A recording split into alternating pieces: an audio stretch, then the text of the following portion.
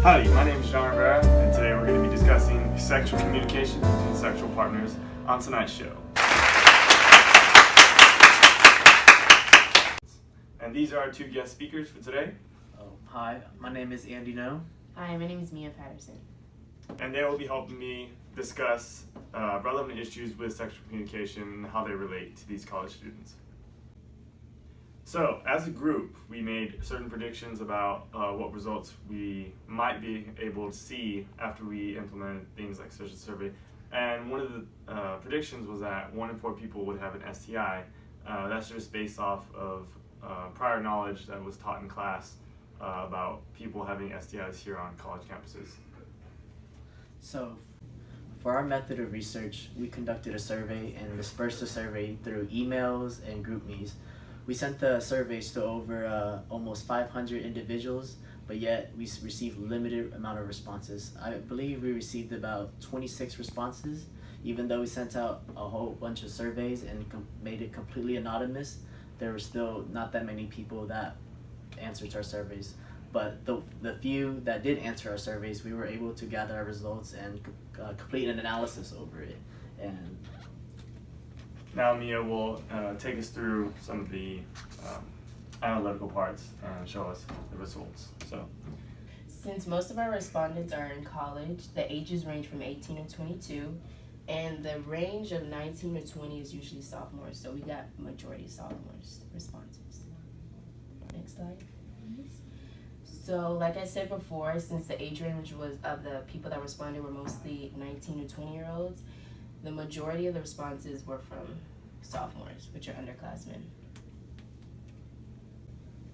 The sex of most of the respondents were females, which is interesting because the population on campus is mostly male. Next slide, please. As you can see, about 70% of the respondents are sexually active. Next slide. And only, what's that percentage? about 3.8% of people said that they have never contracted an STI, and 96.2% of people say they have not contracted one. But people lie, so our results can vary.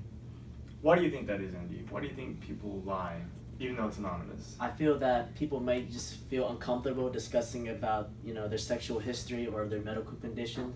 It's pretty hard to open up and talk about certain information such as STIs to a person. So I feel like either due to the comfortableness of the person or just the insecurity of that person talking about that sensitive information. Mm-hmm.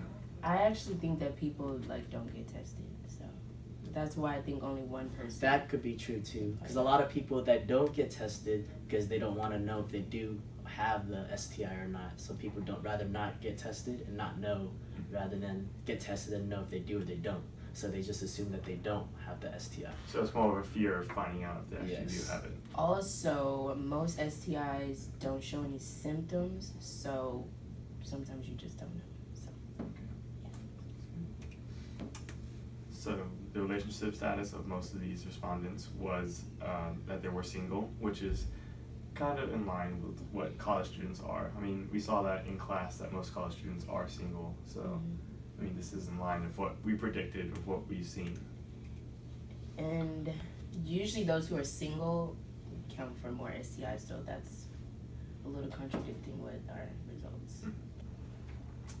So, on this scale, we see that most people agree that sexual communication between sexual partners is important, which is good because people are aware that when they sexually communicate, that they're fostering a good relationship between sexual partners. Your thoughts on this graph, if you have any? I think it's good that students think it's important, but later on in the PowerPoint you'll see what the results of it is. So then we asked them after that, how comfortable they are with discussing sexual satisfaction with a partner or certain topics such as that. And you can see, as you can see from the graph, the results were all over the place. Most people were saying that they were, a little more comfortable but not really fully comfortable with being comfortable discussing sexual satisfaction with their partner. And so Mia, why do you think people aren't that comfortable? I think people aren't comfortable because it's awkward and the situation, not the situation, but the topic is not like what you really want to talk about. So Yeah. nobody wants to talk about sex like that. Yeah. So these were some of the main reasons why people had trouble communicating sexually in their responses. So we had embarrassment, things such as uncomfortable with the topic. Awkwardness was one of the major ones. So Andy, my question for you is, why do you think it's so hard for people to bring up sex, and why it's awkward for people to talk about sex? Well, I feel like people are just uncomfortable with the topic in general, but I feel like if you have that personal connection with that spouse of yours, it's easier to bring up and talk about that topic. So that's why there's the difference between, a one-night stand and a long-lasting relationship. A long-lasting relationship, you have more of a trust, more of a connection with your spouse, so you're easier to, communicate of what you want, and they want it, and they'll communicate with what they want. But with such as a one-night stand, you barely met the person, you barely know anything about them. It's more about action. So then when you discuss a specific sexual satisfaction or desire that you want, you have that fear of being judged just because you don't know how that person might perceive that, or just the fear of being judged in general. I have something to add on to that. How would you tell somebody that their breath stinks? I mean, it's hard going up to someone, I'd definitely say, but if their breath really stinks, I mean, you don't want to do it out in public. Would you say it out loud, or would you slide there? Be like, hey, you want some gum? You would slide? Yeah. Right? That's kind of like talking about sex. You're not going to be like, damn, that was trash last night. You're going to be like, it was great. You're not going to really bring it up. Mm-hmm. So I feel like that's why it's awkward, because it's associated with something bad versus something good. She's trying to imply something. Well, there it is. So we'll be taking a short break. Enjoy these few messages from our sponsors.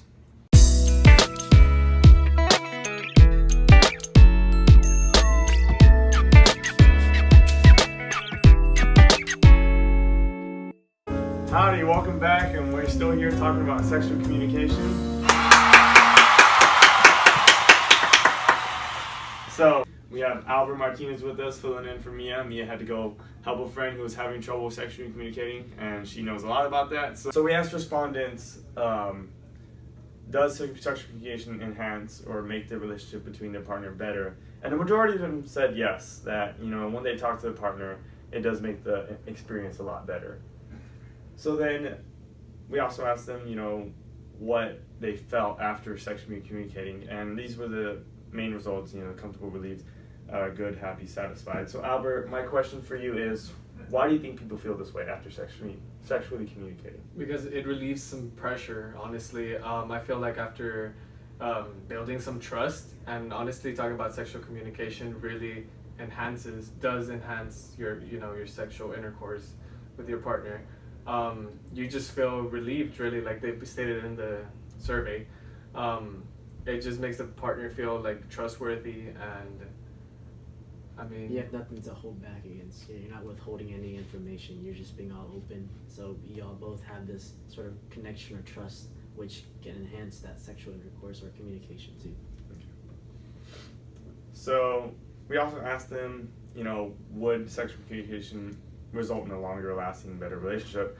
And most of them strongly agree. Most of them agreed. A few disagreements here and there, but general consensus was that most people said yes, that sexual communication creates a longer lasting relationship because people know what the other likes, and it's just better for the long run because then they can keep that relationship going and keep their sexual drive up with each other. So at the end we asked them, did the survey make you consider talking more with your partner about sexual encounters? And most of them said yes, few said no. This just basically shows that, if you talk to people about sexual communication, they're more likely to go out there and be more aware of it with their partner.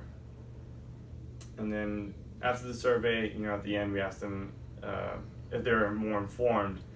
Kind of the same results as the last one. Most of them said yes. But it just goes to show you that if you talk to people about certain topics, then they're more likely to remember what they learned and remember the importance of it. So I'll turn it over to y'all. Do you have any last comments to say? I mean, sexual communication is really important between partners. I feel like it should be really, like we should teach our students to actually sexually communicate, because as we said, if we sexually communicate, we can prevent a lot of STIs. You know, it can make partners feel better. It shouldn't be it shouldn't be really unavailable for us students or people younger than us, really, because we know that Texas really doesn't teach any sexual communication or sexual type of education overall. Like the results are good, you know, like if we really did enhance our sexual education, we would be getting better results, you know. I mean, I think we prevent a lot of STIs. All right, so that concludes our discussion for tonight. I hope you learned something, and thanks and gig 'em.